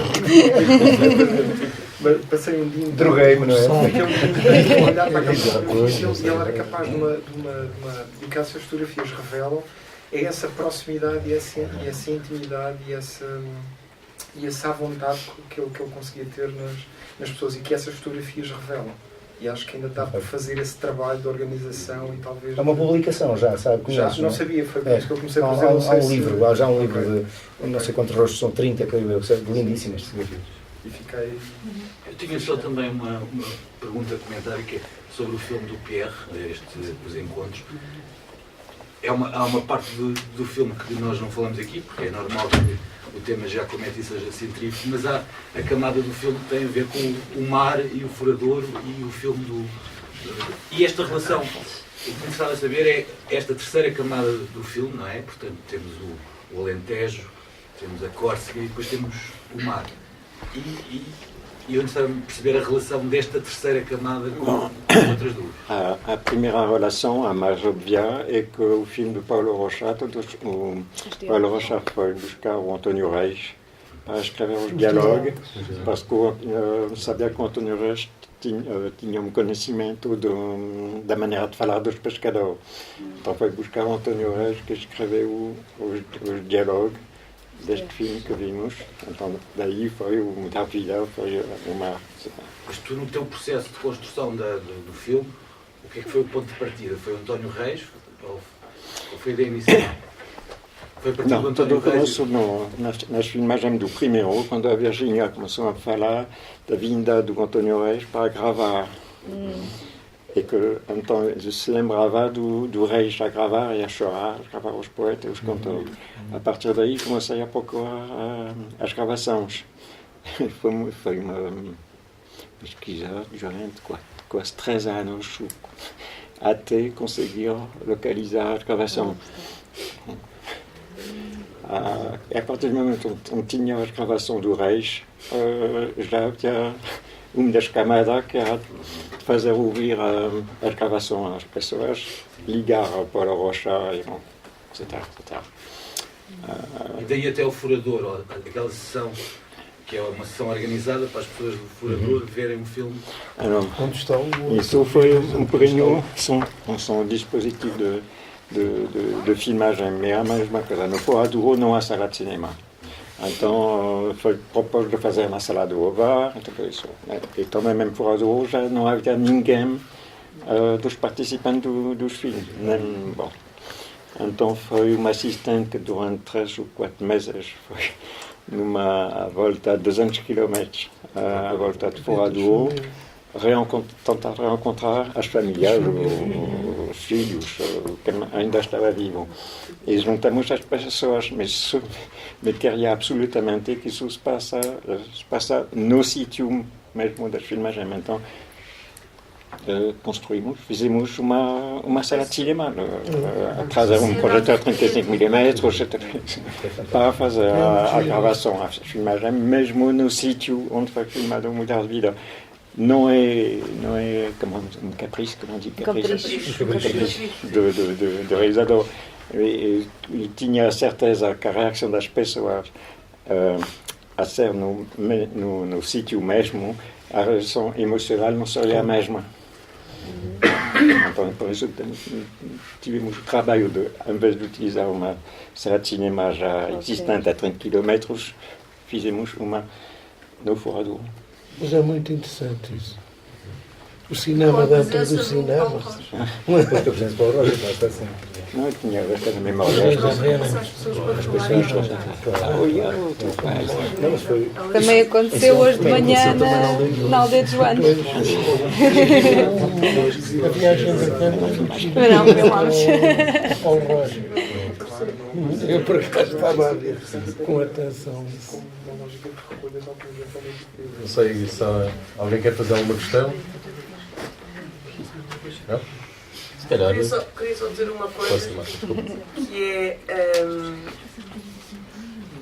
eu sei que isto parece que a música é tão... a presença da música é tão esmagadora nos dois filmes, e no Dois de Manhã também, pronto, que claro que vem... Que quando nós pensamos no Giacometti, pensamos mais na música, mas eu acho que, e eu por acaso não sabia que o António Reis tinha estado no Alentejo, fico muito contente, parece que vem confirmar, como a Marta dizia, confirmar qualquer coisa que nós já pressentíamos, mas na verdade fiquei a pensar que isto começou pela palavra.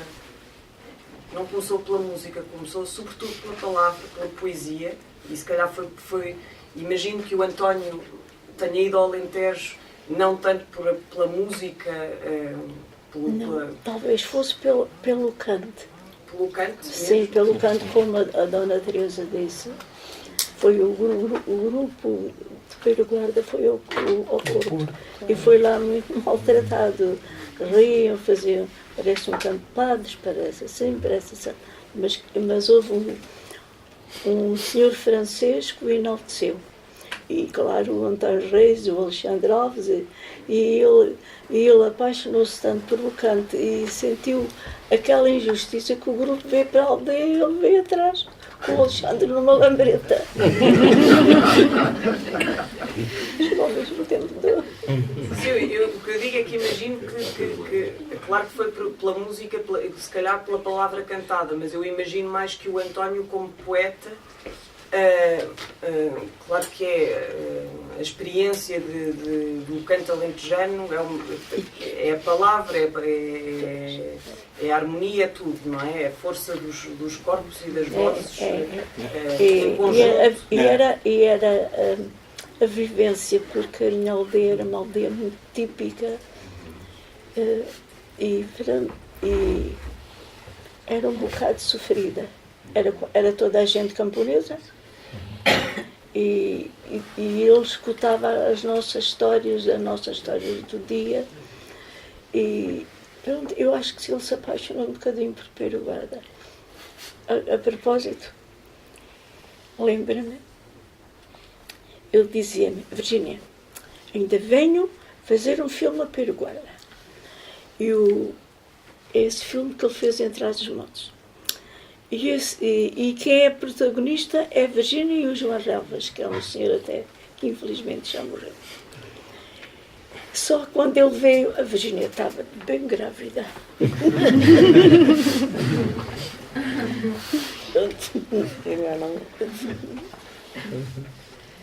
E ele, pronto. Eu só queria filmar um, não queria filmar dois, não é?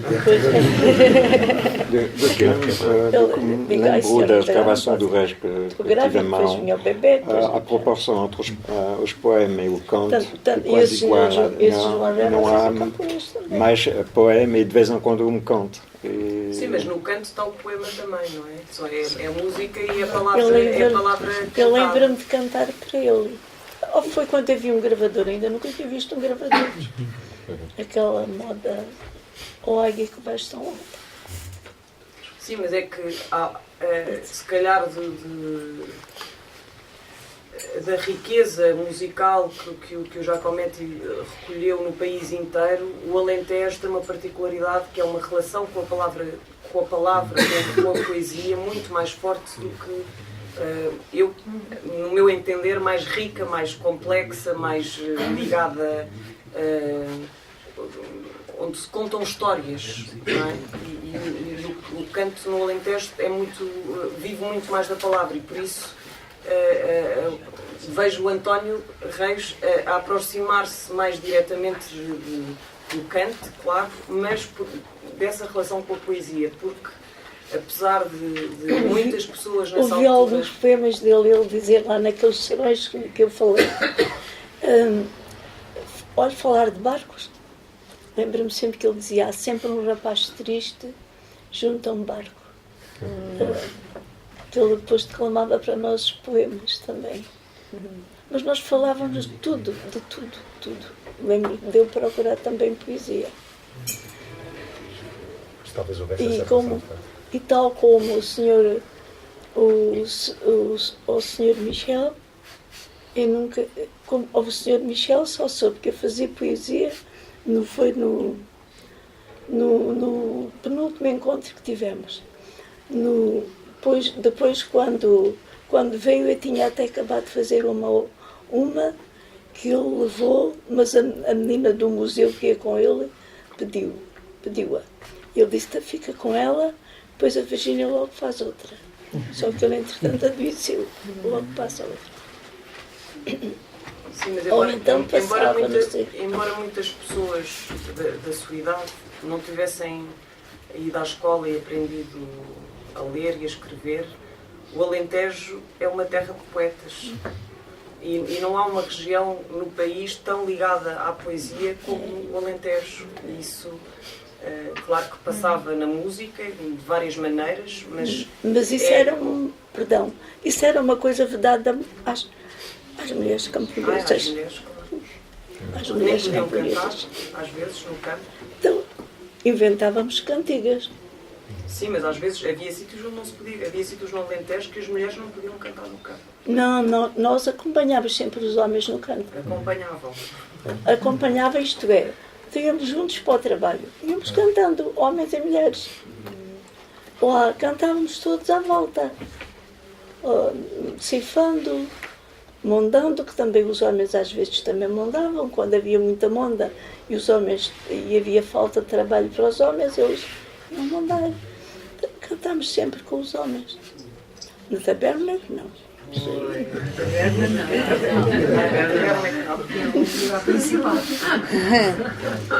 Não, nem sequer lá entrávamos. E se calhar, para terminar a conversa, seria... Sim, pode. Eu gostei imenso do filme também. E eu acho que o Q1 também falámos muito mais do Giacometti como é natural, não é? Mas está lá o António Reis e está lá o Paulo Rocha, não é? São cineastas. Mas o que eu acho e o que achei interessante é que, no fundo, o filme fala de pessoas que defendiam uma coisa que agora está um bocadinho fora, mas que é dar, mas por acaso a Marta também falou ontem, que é um bocado dar voz a quem não tinha voz naquela altura, não é?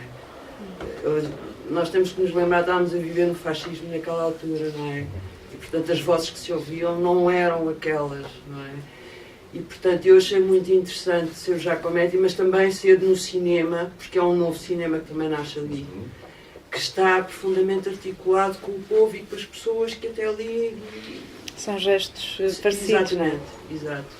E portanto eu também achei esse lado muito forte no filme e fez-me pensar também muito no cinema atual também. Que é isto, dar voz a quem não está, a quem não tem e ter uma profunda articulação com... Eu não queria falar sobre isto, mas e não só, e desse critério do Giacometti, a tal história de ir selecionando aquilo que gostava mais e ser sempre a mesma fita, que eu acho que hoje também há esta vontade de ir à procura destas coisas, de certa forma numa geração mais nova, e que é completamente desprovida de seleção. É completamente, vamos gravar tudo e mais alguma coisa, sem nenhum critério.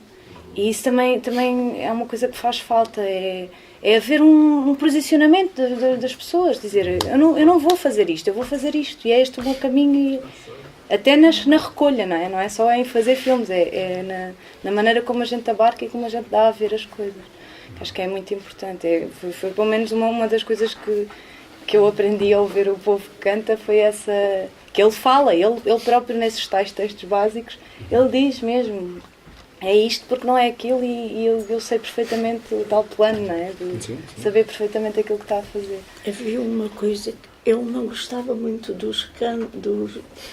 canto perfilado. Não gostava. Tanto que ele gravou o grupo da minha terra, gravou, mas chegou à taberna, o grupo desfez-se, não é? Foram 7 ou 8 homens com ele para. Foram uns tantos com ele para a taberna. Chegaram lá, cantaram, e ele voltou-se para a senhora Adelino Gomes e disse: agora é que está a acontecer o verdadeiro canto alentejano. Eram os mesmos homens. Ele gostava mais assim. Tanto que ele depois escreveu ao meu marido que queria fazer uma nova gravação, que arranjasse 7 ou 8 homens daqueles que nós sabíamos, ele também sabia. E depois, bem comidos e bem bebidos, a cantar. A cantar está no fim. À volta da mesa. Senhor Agostinho a cantar no fim. Sim. Quando ele diz que cantaram melhor, gostei muito, mas está convosco, mas cantaram melhor no café. É uma coisa na forma como eles fizeram esses documentários, que não sei, mas também não era nascida, mas imagino que os outros programas de televisão não tivessem nada a ver, que é o facto dele aparecer, como tu estavas a dizer, ao lado ao lado do arado, e de nós vermos constantemente pessoas da equipa e de filmar as pessoas que estão a filmar, e portanto ele mostra não só o trabalho dele como... Eles não estão todos atrás da câmara, eles estão com as pessoas. E se calhar nessa altura também era muito importante, e continua a ser muito importante, perceber-se que o trabalho do cinema é um trabalho como outro qualquer. Não é? E isso estava muito presente, não é? Ele também era muito artesanal, era com o que havia. Não é? Portanto, e a relação que eles tinham com o que estavam a filmar era igual. Não é? Eram relações iguais. Isso reforça a ideia de que não é numa posição de cima para baixo que a gente olha para as coisas, não é? É sempre nesta horizontalidade e eu sou esta humanidade, no fundo. Eu sou um teu irmão e estou aqui nesta condição e tu estás na tua condição. E estamos... O tempo ainda não é um tempo de espetáculo. No documentário que nós fizemos, que eu também ajudei a fazer, nós tínhamos essa percepção de que as pessoas hoje já têm uma ideia da imagem e do ser filmado diferente. E as equipas de televisão, nós filmámos com várias equipas. Uma das equipas era daqueles rapazes que andam nos estúdios. Nós chegámos ali a Constantin e os rapazes na festa dos rapazes e eles disseram-nos: morreu gente nesta aldeia, nós vamos fazer as danças de pauliteiros a algumas casas, mas a outras vamos rezar. E nós não queremos televisões connosco. E foi engraçado. Depois, mais tarde, na própria festa, eles dizem que há televisões por aqui, e disse em mirandês, ninguém percebeu. Há televisões, depois é que nos disseram, há televisões aqui, nós não vamos dizer nada do que é que vamos fazer porque nós não queremos camirões, não é? Essa percepção que existe ainda, apesar de tudo, de alguma necessidade do recato. Não era óbvio isso para as equipas da RTP, que eles queriam era filmar tudo. Eu acho que para o Giacometti era muito consciente. Claro, mas ele tinha a relação que tu disseste, que ele tinha. Sim. Não é? Aliás, há um para as pessoas que ele estava a filmar, claro que não, mas eles tinham. Eles tinham, claro. Mas é o que tu dizes, a relação era diferente, havia essa relação de estar dentro, que é engraçado, não é sempre assim. Eu só queria dizer uma coisa em relação à questão de que se falou também do cinema ser trabalho, é que tudo isto, e a questão também da estrutura, não é? Tudo isto foi um trabalho que demorou um certo tempo, demorou um grande tempo de preparação, imensas filmagens de preparação, 2 anos antes, filmagens mesmo, outras, portanto foi uma coisa muito grande, mas a seguir à rodagem e ao facto de se trabalhar e dar... e ser à volta sempre de um copo, ou de um jantar, ou qualquer coisa, para criar também essa relação entre toda a gente e pronto, agradável, que acontecia muito rapidamente, mas que era fundamental.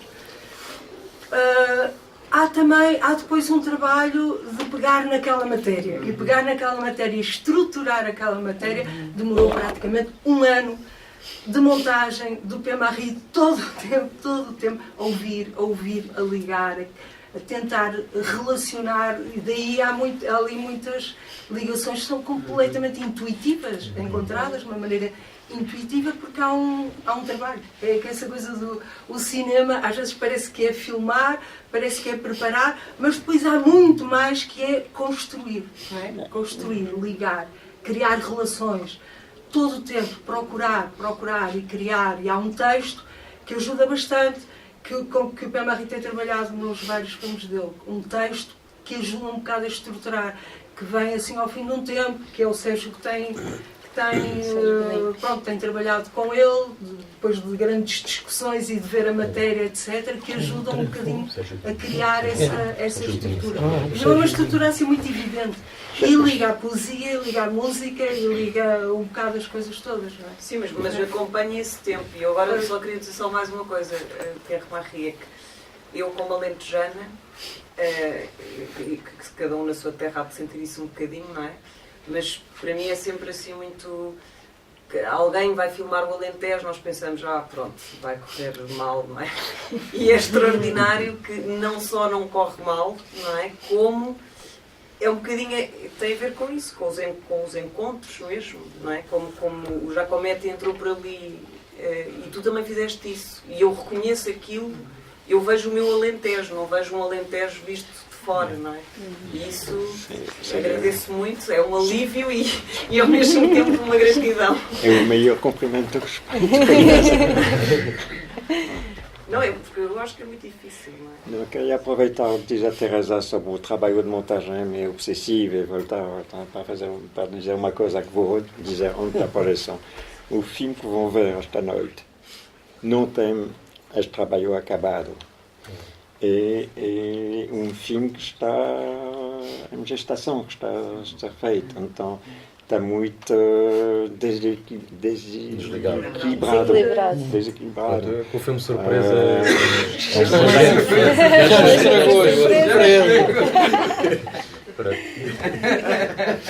Eu gosto de surpresas para mim. Peço lhe dizer que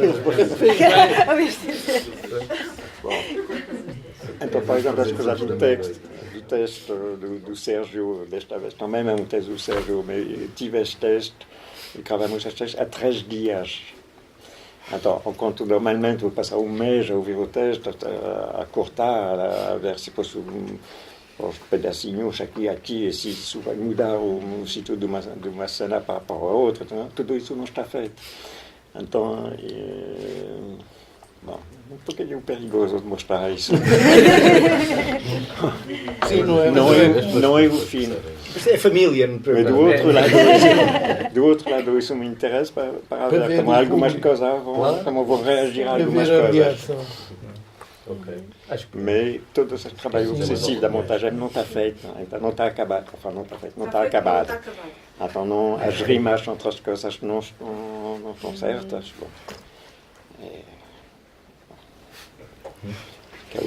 Se calhar era o que eu queria. Mas é a última intervenção, não é a minha intervenção. Eu queria que a Virginia dissesse-nos um poema. E agora vou ser um bocadinho egoísta porque vou pedir um que é um que era relacionado com papoilas, porque eu fiz a viagem ontem para cá, para Lisboa, de Lisboa para cá. E havia montes de papoilas.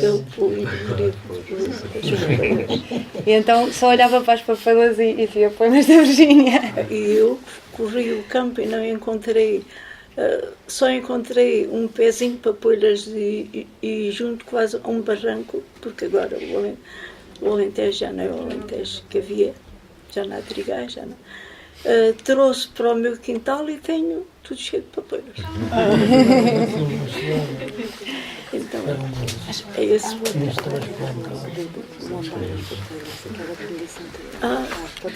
Pode.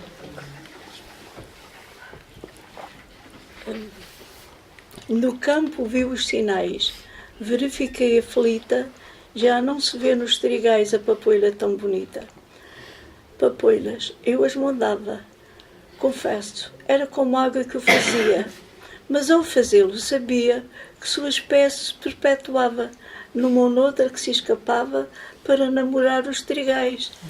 Pela ideia, jamais me passou, jamais, se passasse, chamar-me-ia de tola, extinguir-se a papoila, no campo vi os sinais. No campo, por onde as mãos da pobreza, criança ainda me levaram, e o sol e o vento me sagraram para sempre camponesa. E eu selo aprendi que em sua singeleza tem gestos de uma essência tão rica. Erguer da terra a papoila mais bonita, prendê-la à copa do seu chapéu. Hoje corri campos ao céu, verifiquei aflita que os homens já não amam a terra, indiferentes às leis da natureza, saqueiam-lhe toda a riqueza que para longe tempos encerra. Nem veem que umas asas de quimera voam sem serem reais, que em seu voo há rotas essenciais para o equilíbrio do mundo. Um rego de amor bem fundo já não se vê nos trigais. E os gestos despidos de amor, ambiciosos e bárbaros, arrancam árvores, matam os pássaros, vestem os campos de solidão e de dor. Em vez de mondadeiras, o ronco do trator, que não embala o eco, só o agita. Por mandadeira, a química tóxica maldita, que envenena o nosso pão e mata até a sua extinção, a papoila tão bonita.